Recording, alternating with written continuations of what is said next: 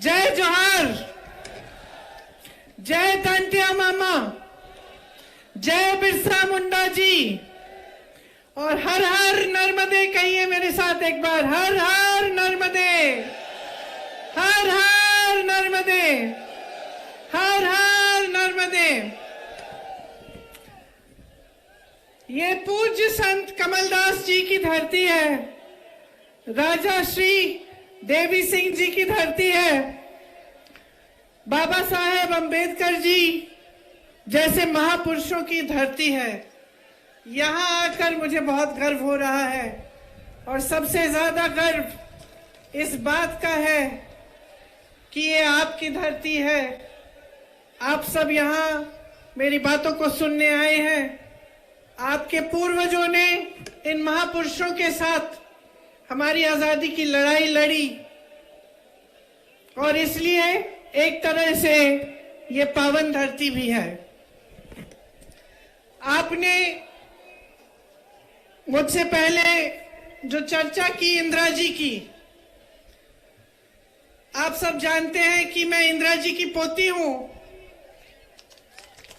इसमें ताली बजाने क्या,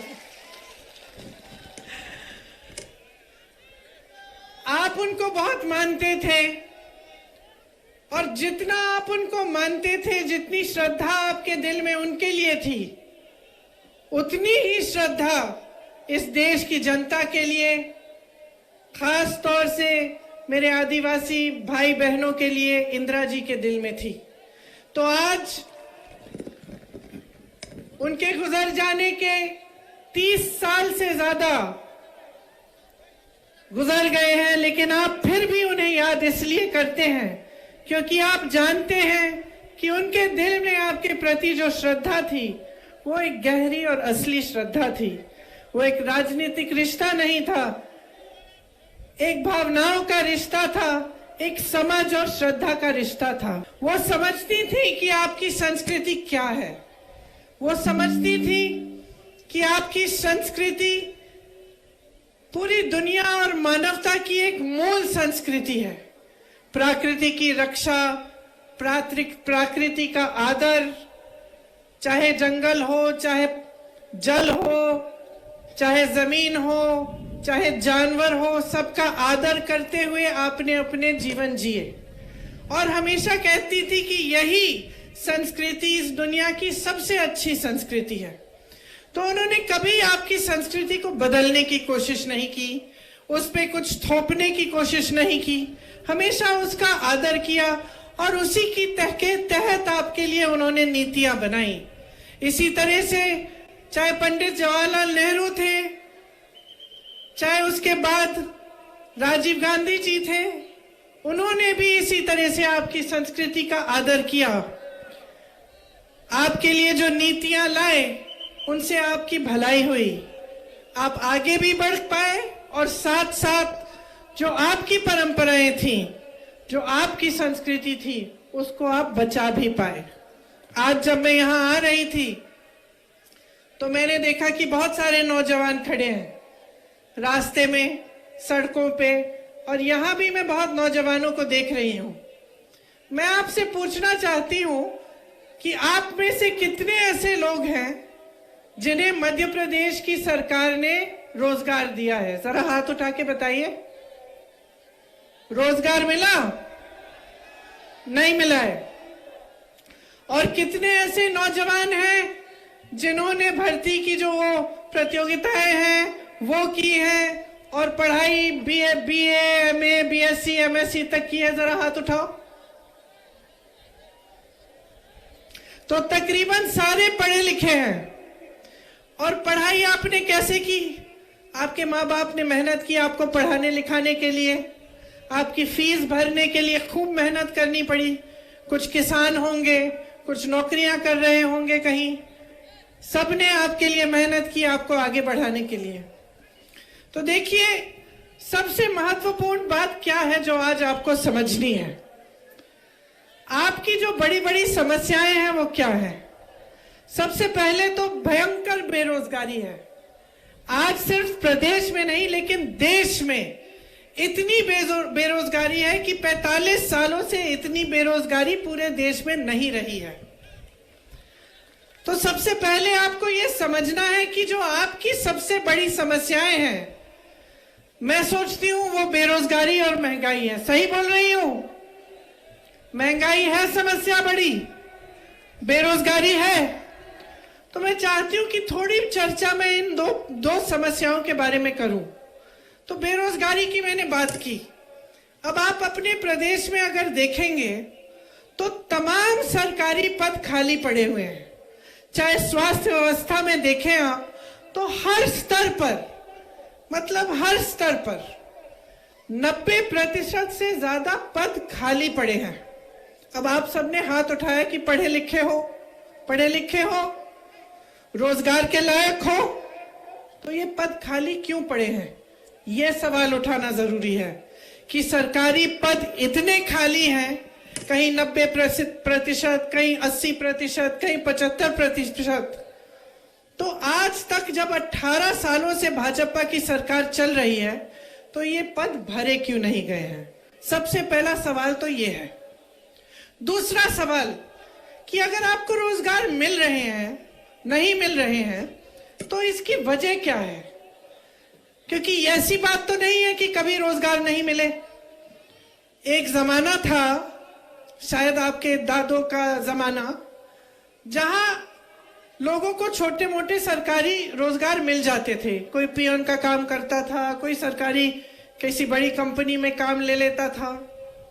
उसके बाद आस्ते आस्ते वो कमा के, मेहनत करके अपने बच्चों को पढ़ाता लिखाता और उसके बच्चे आगे बढ़ के कोई और बड़ी नौकरी ले लेते। और वो नौकरियां जिन्होंने गरीबी से तमाम जनता को निकाला, ज्यादातर उस जमाने में कहां से आती थी? अगर आप सोचेंगे तो आपको पता चलेगा, गंभीरता से देखेंगे तो आपको पता चलेगा तो कि ज्यादातर जो सरकारी बड़ी बड़ी कंपनियां होती थी उनमें से नौकरियां निकल आती थी। उस समय जो बड़े बड़े उद्योगपति थे उनके नाम सब जानते होंगे, टाटा, बिरला। उस समय की बात अगर आप सोचें तो चाहे दांत मंजन से लेके गाड़ियों, साइकिल, ऐसी चीजें जिनका आप हर रोज इस्तेमाल करते हैं, इन्हें वैसे बड़े बड़े उद्योगपति बनाते थे। तो आपको मालूम था कि चलो ये बड़े उद्योगपति हैं, ये काम करते हैं कि ये चीजें बनाते हैं और इससे हमें भी रोजगार मिल रहा है। तो आपको ऐसी फैक्ट्रीज से, ऐसी कंपनियों से रोजगार मिलता था। तो या तो बड़ी बड़ी सरकारी कंपनियां थी, या अगर निजी उद्योगपतियों की थी तो वो चीजों को बनाने का काम करते थे, जिनको आप जहां पे लेबर की जरूरत होती थी तो आप लोगों को वहां पे भी अपने मेहनत के बल पर नौकरियां मिल जाती थी। तो आज क्या हो रहा है? आज आप बड़े बड़े उद्योगपतियों के नाम जानते हैं कि नहीं? बताइए, कौन है सबसे बड़े उद्योगपति देश के? अडानी जी। और कोई बता सकता है मुझे कि क्या बनाते हैं? क्या बनाते हैं? गाड़ी, दांत मंजन, ये खंबे, ये लाउड स्पीकर, घर के लिए सिर्फ क्या बनाते हैं? सीमेंट। क्या बनता है? बेवकूफ बनाते हैं। चलो ये भी एक जवाब है। आप ये नहीं कह सकते कि क्या बनाते हैं, क्योंकि इनके साथ क्या हो रहा है? जो देश की जनता की जो संपत्ति थी, जो बड़े बड़े सरकारी उद्योग थे, जिनको आपकी मेहनत से बनाया गया, आपके लिए रोजगार बनाने के लिए, उनको मुफ्त में सौंपा गया है, कौड़ियों के दाम पे उनको दिया गया है। एक के बाद एक, चाहे आप BHEL लें, आप HAL लें, चाहे रेलवेज लें, जहां से आपको रोजगार मिलता था वो तो उनको सौंप दिए। आपकी संपत्ति उनके पास हो गई। वो कुछ बनाते नहीं है।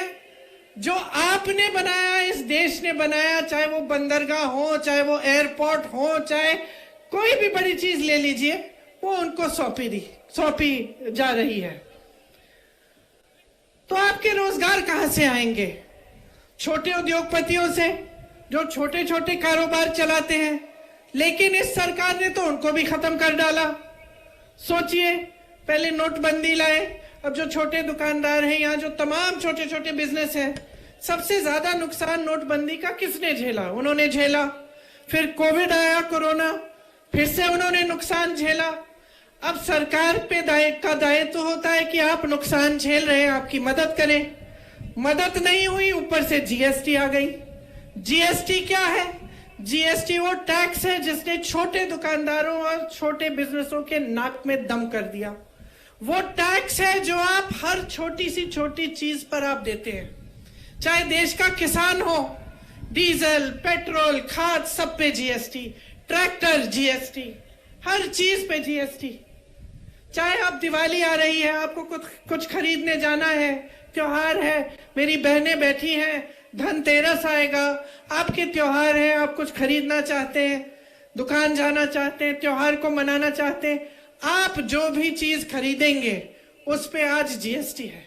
और जीएसटी वो टैक्स है जिससे महंगाई बढ़ती चली जा रही है। महंगाई इतनी बढ़ रही है कि जब आपको दुकान जाना पड़ता है, कुछ खरीदना पड़ता है, तो ये डर लगता है दिल में कि भाई मैं खरीद भी पाऊंगी? कि आपको अगर घर के लिए कोई आ रहा है, घर पे मेहमान आ रहा है, खाना बनाना है, कुछ 8-10 लोग आ रहे हैं, तो मन में आप सोचते होंगे कि ये 2-3 चीजें बनाऊंगी। दुकान जाती हैं तो आधी चीजें आप खरीद नहीं पाती। आप आज देख रहे हैं, पहले टमाटर का कितना दाम बढ़ गया था, अब प्याज का कितना बढ़ गया है। एक जमाने में मोदी जी खुद कहते थे, जब कांग्रेस की सरकार थी, कि देखेंगे सचिन सेंचुरी पहले मारेगा वर्ल्ड कप में या प्याज सेंचुरी मारेगी, कहते थे ना। अब मैं उनसे पूछना चाहती हूं कि विराट ने तो सेंचुरी मार ली, प्याज की भी सेंचुरी हो गई, सरकार आपकी है, अब क्या बोलते हो? अब तो मुंह बंद हो गया। अब कोई सड़क पे उतर नहीं रहा है गैस के सिलेंडर को लेकर, क्योंकि जो सिलेंडर 400 में मिल रहा था उसे आप 12 से 1400 में दे रहे हैं। और चुनाव आने लगा, चुनाव के 2 महीने पहले चलो उसका दाम घटा दिया, 400 कर दिया। तो अगर 2 महीने पहले कर सकते थे तो इतने सालों से क्यों नहीं किया? तो अगर महंगाई कम करना आपके हाथों में है, तो ये जो 18 सालों से आप सरकार चला रहे हैं, जिसमें महंगाई बढ़ती चली जा रही है, देश का किसान परेशान है, देश का मजदूर परेशान है, देश का दुकानदार परेशान है, आपने कुछ नहीं किया। अब चुनाव आ रहा है तो घोषणाओं पे घोषणा। और मैं देख रही थी कि इस सरकार ने 22,000 घोषणाएं की हैं। जरा बताइए मुझे, 22 इन्होंने पूरी की हैं? 22 भी नहीं की। तो ये हुई महंगाई और रोजगार की बात, कि जो रोजगार बनाने के माध्यम थे उनको इन्होंने खत्म कर डाला। खेती किसानी भी थी, एक जमाने में लोग खेती से कमा लेते थे, आजकल बेचारा किसान कमा नहीं पा रहा है खेती से, पलायन करके जा रहे हैं उसके बेटे।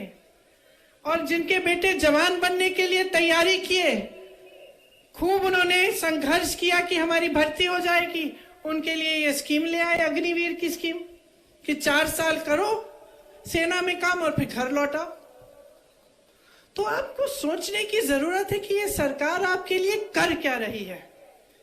अब ये आदिवासियों का क्षेत्र है, आपका क्षेत्र है। मैं आपको बताना चाहती हूं कि कुछ दिनों पहले मैं छत्तीसगढ़ में थी। छत्तीसगढ़ में कांग्रेस की सरकार है और मुझे गर्व होता है इस चीज को कहने में, और सब जगह मैं कहती हूं कि जहां भाजपा की सरकार ने, जहां भाजपा की सरकार है, उन प्रदेशों में जो देश की और प्रदेश की संपत्ति है, मतलब जो आपका पैसा है, वो आपसे छीन के, देश के गरीब से छीन के, देश के किसान से छीन के, देश के मिडिल क्लास से छीन के बड़े बड़े उद्योगपतियों को दिया गया है। और छत्तीसगढ़ में जहां कांग्रेस की सरकार है, वहां आपकी संपत्ति वापस आपकी जेब में डाली गई है। क्योंकि जो हमारी नीतियां हैं वो यही करती हैं। वहां के आदिवासी क्षेत्र बस्तर को देखिए, आज बस्तर का नाम दुनिया भर में फैला हुआ है। वहां एक बड़ी प्रोडक्शन कंपनी लगाई मिलेट की, रागी की, उनका जो रागी वहां पे बनता है आज दुनिया भर में बिक रहा है। आपको क्या, जो वन के उपज हैं उसके लिए आपको न्यूनतम समर्थन मूल्य मिलता है कि नहीं, बताइए? नहीं मिलता। छत्तीसगढ़ में 67 वन उपज के लिए न्यूनतम समर्थन मूल्य मिल रहा है। धान के लिए सबसे ज्यादा पूरे देश में 2400 रुपए से ज्यादा मिल रहा है छत्तीसगढ़ में। आपके आदिवासी क्षेत्रों को आगे बढ़ाया गया है। सबसे बड़ा जो आदिवासी संस्कृति का जो मेला लगता है इंटरनेशनल, पूरे दुनिया भर के जो आदिवासी लोग हैं वहां आते हैं, वो छत्तीसगढ़ में आज लगता है। और आपकी संस्कृति को आगे बढ़ाने के लिए क्या नहीं किया। यहाँ आवारा पशु की आपकी समस्या है कि नहीं है? खेत चरते हैं आवारा पशु। अच्छा, ये जो समस्या है ना कि रात को दिन में जो आवारा पशु घूम के आपके खेत को चर जाता था, ये बहुत बड़ी समस्या थी छत्तीसगढ़ में। तो वहां के जो मुख्यमंत्री हैं और जो कांग्रेस की सरकार है, उन्होंने तय किया कि इस समस्या को हम दूर करना चाहते हैं।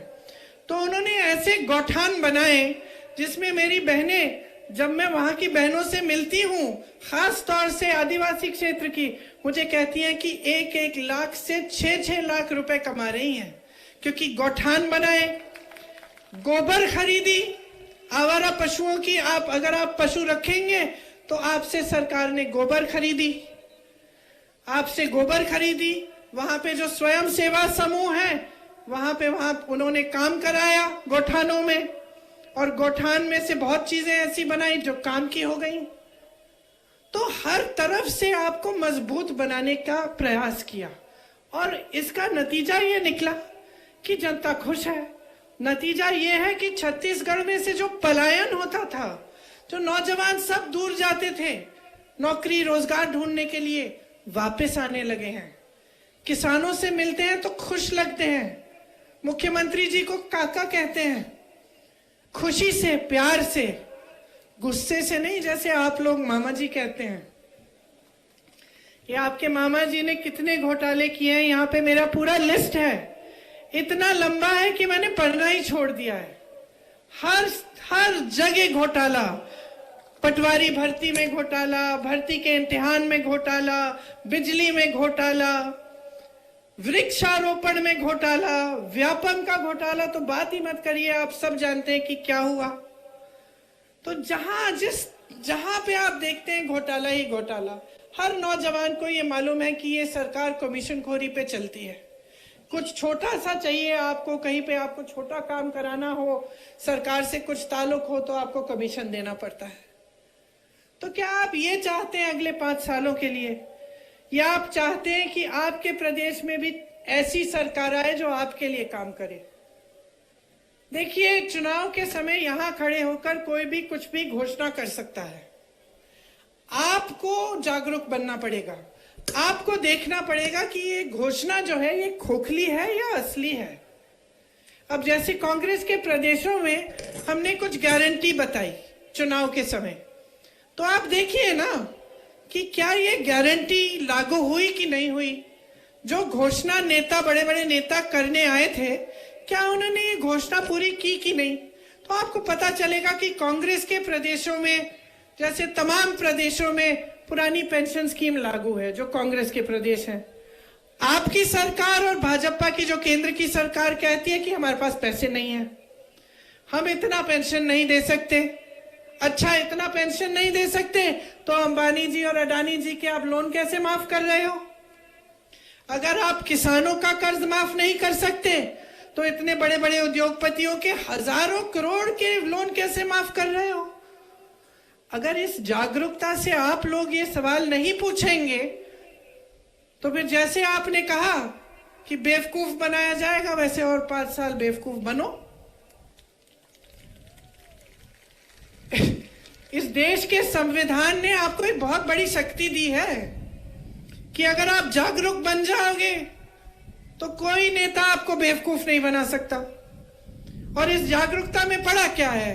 अखबार उठाओ, अखबार में अगर सही खबर नहीं है तो आजकल इंटरनेट है, देखो, पढ़ो। जो लोग वहां से आ रहे हैं छत्तीसगढ़ से पूछो, कि भाई वाकई तुम्हारे प्रदेश में सबसे ज्यादा रोजगार है। कैसे हुआ कि भाई वाकई तुम्हारे यहाँ गौठान बन रहे हैं जहां पे सबकी तरक्की हो रही है, आपकी कमाई भी हो रही है। पता करो, पूछो, जो पलायन करके गया है उससे पूछो दूसरे प्रदेशों में क्या हालात है, कांग्रेस की सरकारें क्या कर रही हैं। जागरूक बनो, क्योंकि इस जागरूकता से ना आपका भविष्य जुड़ा हुआ है। अगर आप अपने भविष्य को गहराई से नहीं समझेंगे और आज की राजनीति को गहराई से नहीं समझेंगे तो आगे तरक्की नहीं होगी आपकी। मेरी बहनें बैठी हैं और बड़ी घोषणा की भाजपा ने कि आपको हर महीने पैसे दिए जाएंगे। ठीक है, डालने भी शुरू कर लिए उन्होंने। मैं आपसे पूछना चाहती हूं कि ये घोषणा चुनाव से 3 महीने पहले क्यों की? क्या इससे पहले महिलाएं संकट में नहीं थी? क्या इससे पहले महंगाई की समस्या नहीं थी? क्या इससे पहले आप पूरे समाज का बोझ नहीं उठा रही थी अपने कंधों पर? क्या इससे पहले आप खेती में काम नहीं कर रही थी? आप नौकरियां नहीं कर रही थी? आप अपने बच्चों का परवरिश नहीं कर रही थी? कि अब जागे हैं ये? 18 सालों से इनकी सरकार रही है, गैस का दाम, गैस सिलेंडर का दाम अभी कम किया है। 18 सालों से इनकी सरकार चल रही है, इनको अब सूझा है कि हर महीने आपको कुछ देंगे ये पैसे। तो सोचिए, इन्होंने घोषणा की कि महिलाओं के लिए हमने एक बड़ा आरक्षण का बिल पास किया है। वाह वाह वाह, पूरी देश की मीडिया ने इनका खूब इवेंटबाजी की, आपने सारी पब्लिसिटी देख ली, मोदी जी आए, सबने तालियां बजाई, सब महिलाओं ने माले लगाए। और लागू कब होगा? 10 साल बाद बहनों। तो ये कैसी घोषणा है? ये कैसी बिल है जो पास हो गई है लेकिन 10 साल तक लागू नहीं हो सकती? और हम कहते हैं अभी लागू करो, अभी लागू करो, 33% महिलाओं को आरक्षण देना है, अभी दो। तो पीछे हट जाते हैं। इसी तरह से जब हम कहते हैं जातिगत जनगणना करो, हम क्यों कह रहे हैं? क्या मतलब है इस जातिगत जनगणना की? एक गिनती है कि देश में, प्रदेश में कौन सी जाति के कितने लोग हैं। इससे क्या होगा? हमें पता चलेगा कि आदिवासी इतने हैं, कि एससी इतने हैं, दलित इतने हैं, कि ओबीसी के इतने लोग हैं, कि गरीब लोग इतने हैं। तब हमें पता चलेगा कि हम किस तरह से इन लोगों की मदद कर पाए। अगर सरकार को पता ही नहीं होगा, अगर ये जनगणना होगी ही नहीं, तो सरकार मदद कैसे करेगी? सही नीतियां बनेंगी कैसे? तो बिहार में गिनती हो गई, बिहार की प्रदेश की सरकार ने गिनती की, पता चला कि 84% ओबीसी, आदिवासी और दलित है। अब आप सोचो, अगर बिहार में 84% ओबीसी, आदिवासी और दलित हैं, तो लगभग पूरे देश में ही इतना होगा, थोड़ा सा ऊपर नीचे होगा। लेकिन अगर आप पूरे देश में देखें कि बड़े बड़े पदों पे कौन है, बड़े बड़े उद्योगपति कौन है, जो यूनिवर्सिटीज हैं इनके वाइस चांसलर कौन है, जो बड़ी बड़ी मीडिया की कंपनियां हैं इनको कौन चलाता है, तो आपको पता चलेगा कि आपका प्रतिनिधित्व इसमें नहीं है। हम कहते हैं जातिगत जनगणना करो, गिनती करो भाई, प्रतिनिधित्व हो सबका, सही तरह से सबका विकास हो। चुप हो जाते हैं, पीछे हट जाते हैं, तरह तरह की बातें करने लगते हैं। तो आपको समझना है कि ये लोग सचमुच आपकी भलाई चाहते हैं कि नहीं, आपका विकास चाहते हैं कि नहीं, या फिर सिर्फ अपनी सत्ता में मग्न है और भ्रष्टाचार और सत्ता को रखने के लिए, भ्रष्टाचार करने के लिए, अपने बड़े बड़े महलों को बनाने के लिए ही ये सत्ता में रहना चाहते हैं और ये सरकार चलाते हैं। तो देखिए, मेरी समझ में तो इनकी जो सरकारें हैं वो बड़ी बड़ी उद्योगपतियों के लिए चल रही हैं। आज मिडिल क्लास के लिए कोई सोच नहीं है, नौजवानों के लिए कोई सोच नहीं है, गरीबों और किसानों के लिए तो छोड़ ही दीजिए, आदिवासियों के लिए, दलितों के लिए छोड़ ही दीजिए। आपने खुद देखा है कि आपका कितना अपमान होता है। वीडियो निकला था, एक शर्मनाक वीडियो, आप सबने देखा होगा। फिर क्या हुआ? चुनाव का समय है तो मुख्यमंत्री जी ने उस लड़के के पैर धोए जिसके साथ इतनी खराब हरकत, गंदी हरकत की गई थी। लेकिन इससे पहले क्या, चुनाव से पहले क्या, और चुनाव के बाद क्या? क्या हम सोचेंगे नहीं? क्या हम पूछेंगे नहीं कि ये सरकार की नीयत क्या है? एक छोटी सी बच्ची का बलात्कार होता है उज्जैन में, हर दरवाजे को खटखटाती है, मदद मांगती है, कोई उसकी चीख नहीं सुनता, कोई उसकी मदद नहीं करता। महिलाओं पे, मेरी बहनें, इतना अत्याचार है मध्य प्रदेश में। आज हर रोज 17 महिलाओं का बलात्कार होता है आपके प्रदेश में, हर रोज। सुरक्षा ही नहीं है। बड़ी बड़ी बातें हो रही हैं आरक्षण की, लेकिन सुरक्षा नहीं दे पा रहे हैं। तो अब आप समझिए कि आपका प्रदेश कहां पे है। 18 सालों से आपने देख लिया है, भ्रष्टाचार भुगत लिया है, महंगाई भुगत ली है, बेरोजगारी भुगत ली है। अब आपके सामने एक चुनाव है, आप चुनिए। आपको 5 साल और इन्हें मौका देना है कि आपका अत्याचार बढ़े, आप पे अत्याचार बढ़े, बेरोजगारी बढ़े, महंगाई बढ़े और आप आगे न बढ़ पाए। इनके महल बनते जाएं बड़े बड़े, ये भ्रष्टाचार करते रहें, कहीं 200 करोड़, कहीं 500 करोड़, कहीं आपने अब कल वीडियो एक जारी हुआ है एक केंद्र के कृषि मंत्री के बेटे का, आपने देखा होगा, हजारों करोड़, 100 करोड़ की बातें हो रही हैं। वहां अडानी जी 1600 करोड़ रुपए कमा रहे हैं एक दिन में, सुनिए, एक दिन में। और देश का किसान 27 रुपए कमा रहा है। देश का किसान 27 रुपए एक दिन कमाता है और अडानी जी सरकार की मदद से 1600 करोड़ रुपए कमा रहे हैं। मोदी जी लाखों के सूट पहनते हैं, 8000 करोड़ रुपए के हवाई जहाज में घूमते हैं। उनको घूमने के लिए 2 हवाई जहाज उन्होंने खरीदे हैं, 8000 करोड़ रुपए का एक। 16,000 करोड़ रुपए के 2 हवाई जहाजों में एक इंसान हमारे प्रधानमंत्री मोदी जी घूमते हैं। 20,000 करोड़ का इन्होंने खर्चा किया किस में? संसद को नया बनाने में, उसके सुंदरीकरण में। जो संसद पहले था वो 70 सालों से अच्छा खासा चल रहा था, ठीक है, उसकी कुछ मरम्मत करानी थी, करा देते।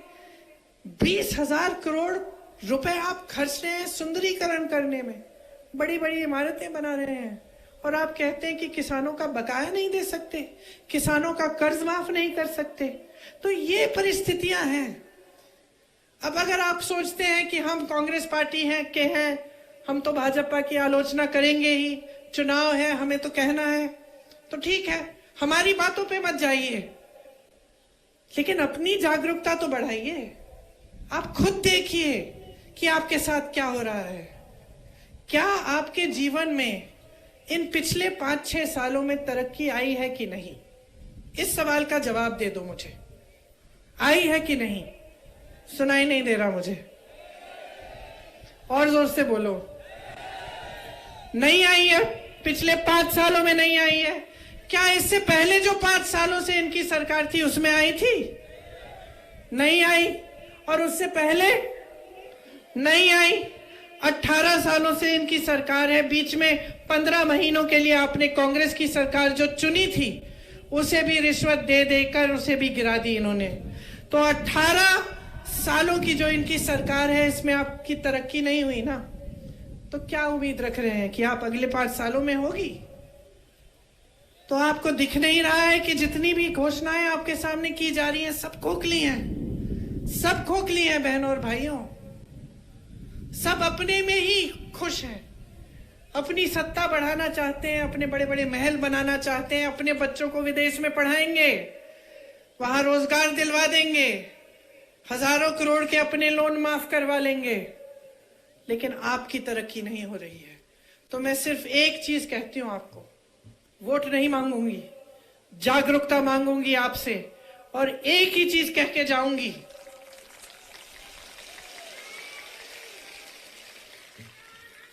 जो आपने देखा है, जो आपके साथ इस सरकार ने किया है, उसे गहराई से खुद समझो, अपनी जागरूकता बढ़ाओ और अपनी जागरूकता के आधार पर अपना वोट दो।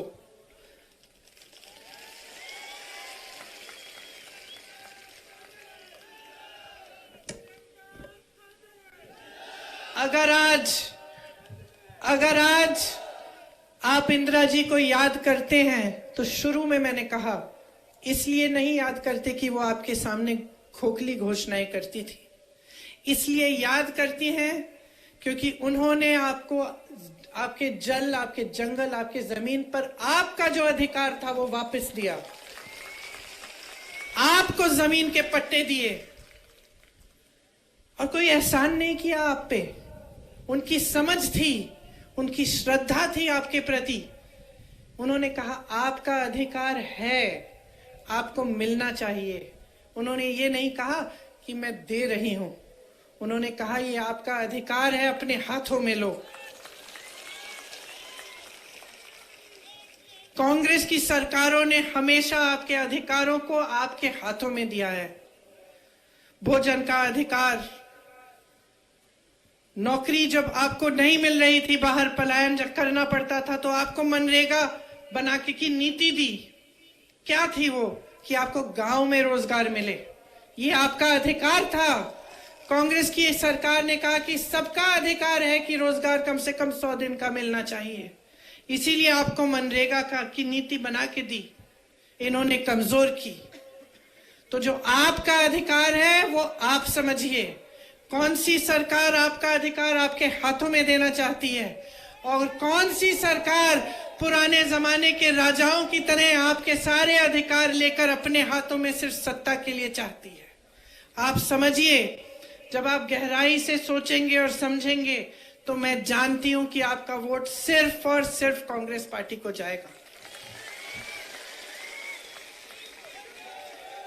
क्योंकि हमारे दिलों में आपके लिए श्रद्धा है। हम जानते हैं कि आपने हमें बनाया है, हम जानते हैं कि इस मंच पे बैठा हर एक नेता यहां नहीं खड़ा होता अगर आपने नहीं खड़ा किया होता।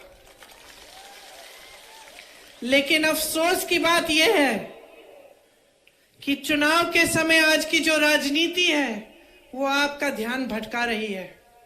चुनाव आता है, अचानक धर्म की बातें शुरू, जाति की बातें शुरू, अजीब अजीब सी फिजूल की बातें शुरू, खोखली घोषणाएं शुरू, काम की बातें नहीं हो रही हैं।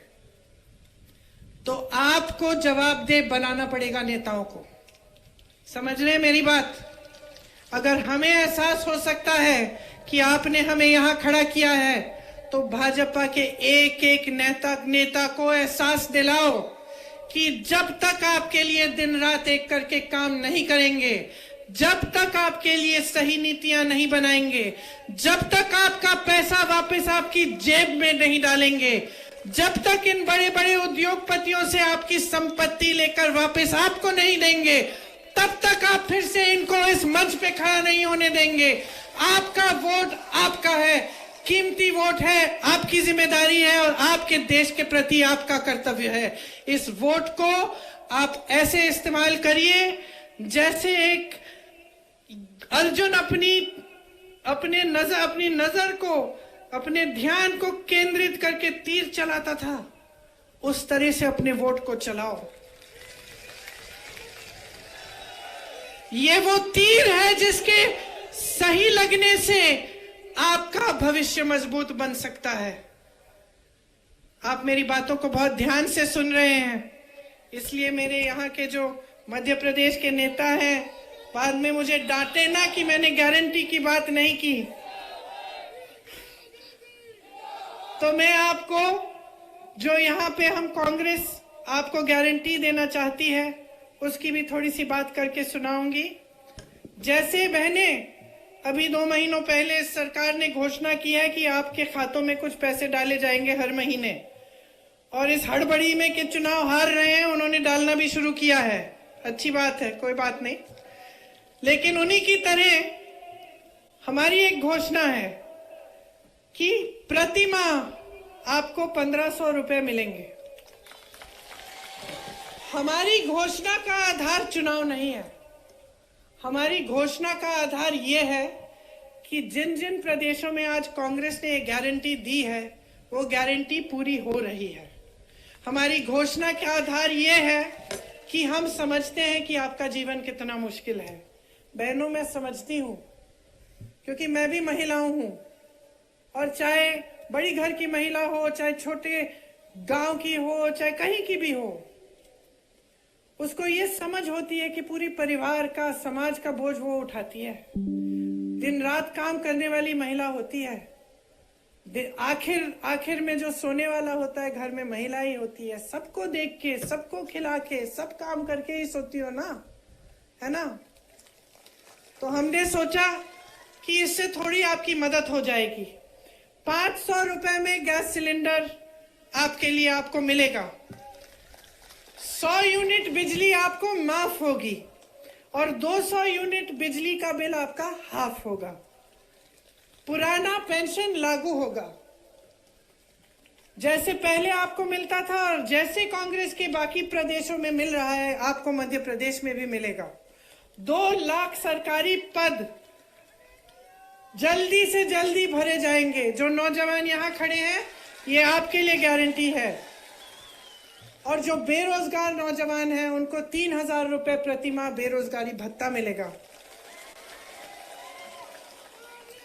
पढ़ो और पढ़ाओ योजना के तहत कक्षा 1 से 12वीं तक निःशुल्क शिक्षा मिलेगी। कक्षा 1 से 8 तक हर बच्चे को 500 रुपए मिलेंगे। जो बच्चा स्कूल में भर्ती है शायद, उसको 500 रुपए मिलेंगे। कक्षा 9 से 10 तक हर बच्चे को 1000 रुपए दिए जाएंगे। कक्षा 11 से 12 तक 1500 रुपए दिए जाएंगे। जैसे जब कांग्रेस की 15 महीनों के लिए सरकार बनी थी, जिनको इन्होंने बिगाड़ा और गिराया, उन 15 महीनों में किसानों का कर्ज माफ करना उन्होंने शुरू किया था। उसी तरह से वो काम फिर से शुरू किया जाएगा और मेरे किसान भाई और बहनों, आपके कर्ज माफ किए जाएंगे। न्यूनतम समर्थन मूल्य की गारंटी आपको दे रहे हैं। गेहूं का न्यूनतम समर्थन मूल्य 2600 रुपए मिलेगा आपको। धान का आज भी छत्तीसगढ़ में 2400 से ज्यादा मिल रहा है, आपको 2500 मिलेगा। ओबीसी वर्ग के नौजवानों 27% तक आरक्षण आपको मिलेगा। और हम जाति जनगणना प्रदेश में हम गिनती कराएंगे। प्रतियोगी परीक्षा शुल्क में 100% छूट होगी। तो जब आजकल आप पढ़ाई करते हैं, फिर आप परीक्षा देने जाते हैं, परीक्षा में अक्सर क्या होता है कि घोटाला हो जाता है। और परीक्षा को देने के लिए एक फीस होती है, वो फीस माफ हो जाएगी ताकि कम से कम आपको थोड़ी राहत मिले। आजकल स्थिति क्या है कि आप पढ़ाई करते हो, आपके माँ बाप मेहनत करते हैं, ट्यूशन के फीस भी भरते हैं, फिर आपको परीक्षा के लिए भी फीस भरनी पड़ती है। और जैसे मैंने कहा, अक्सर होता है कि कोई घोटाला हो गया या भर्ती नहीं निकली तो और भी मुसीबत बढ़ जाती है। तो इसलिए हमने सोचा कि 100% आपको परीक्षा की शुल्क में आपको छूट मिलेगी। परिवार सहित 25 लाख रुपए तक का बीमा मिलेगा और 10 लाख तक दुर्घटना बीमा। ये आज राजस्थान में हो रहा है। कांग्रेस की सरकार है, 25 लाख रुपए तक मुफ्त इलाज हो रहा है राजस्थान में। लोग बहुत खुश हैं कि कोई बीमारी होती है, हार्ट का ऑपरेशन, मैं तो लोगों से मिली हूँ, हार्ट का ऑपरेशन बच्चों के लिए कराया है एकदम निःशुल्क। तो ये हम मध्य प्रदेश में भी करना चाहते हैं। SC, ST, OBC के खाली पड़े बैकलॉग पदों के लिए हम चाहते हैं कि जल्दी से जल्दी ये भरे और हम ये गारंटी देते हैं कि हम इस काम को करेंगे। तो हमने, जैसे मैंने कहा, आप जागरूक बनिए, मेरी बातों पे मत चलिए, पता करिए क्या कांग्रेस के प्रदेशों में ये गारंटी लागू हो रहे हैं और आपको पता चलेगा कि आज ये सब काम हो रहा है। तो जिस दिन आप वोट डालने जाएंगे, मेरी बातों को याद रखना, जागरूकता से, ठीक ढंग से सोच समझ के एक ऐसी सरकार को लाइए जो आपके लिए काम करके दिखाए। आप मौका दीजिए तो हम सब आपको आगे बढ़ाकर आपका विकास कर दिखाएंगे। आप सबको बहुत बहुत धन्यवाद। बहुत ध्यान से मेरी बातें सुनी है, आशा है याद भी रखोगे। याद रखोगे? ठीक है, कभी चुनाव के बाद भी वापस आऊंगी। धन्यवाद। जय हिंद।